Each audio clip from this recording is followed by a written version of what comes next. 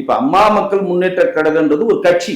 அந்த கட்சி இனிமேல் தேசிய ஜனநாயக கூட்டணியில இணையணுமா இணையக்கூடாது தினகரன் முடிவு எடுத்து பாரு, அவருடைய ப்ராப்ளம் இது. ஓபிஎஸ் கட்சி உள்ள இணையணுன்றதுக்கு நிறைய வாட்டி ஐவருக்குள்ள போய் பேச்சுவார்த்தை நடத்தினாங்க. அன்றைக்கு ஓபிஎஸ் ரிஜெக்ட் பண்ணாரு. இப்போ ஓபிஎஸ் உடைய ரஞ்சித் குமார் ராஜேஷ்குமார் என்ன சொல்றாங்கன்னா, நாங்கள் இபிஎஸ் காலையில் விழக்கூட தயாராக இருக்கும், எங்களை சேர்த்துக்கங்கன்றாங்க. அவர்கள் அந்த கட்சிக்குள்ள எங்களுடைய தலைமை இடத்துக்கு அம்மா படத்தை உடைத்து கட்சியினுடைய கட்டுப்பாட்டை மீறி நீங்க செயல்படுறீங்க, கட்சி உள்ள பூந்து கட்சி ஆபீஸை உடைச்சிங்க, நாங்க எப்படி சேர்த்துக்க முடியும்னு சொல்றதெல்லாம் ஏடிஎம்கே கட்சிக்குள்ள இருக்கக்கூடிய உள்கட்சி பிரச்சனை. அதில் பிஜேபிக்கு எந்த சம்பந்தம் இல்லை. நாங்கள் தேசிய ஜனநாயக கூட்டணியில் ஏடிஎம்கே ரெட்டையோடு இருக்கிற எடப்பாடியோட கூட்டணியில் இருக்கிறோம், அவ்வளவுதான். ஏங்க இல்ல இல்லன்னு சொல்லி எல்லாத்தையும் அங்கதான் நீங்க தான் தீர்மானம் பண்றீங்க, நீங்க தான் இந்த கட்சியை உடைக்கிறீங்க, அபகரிக்கிறீங்க, நீங்க இல்ல இல்லைங்கிறீங்க.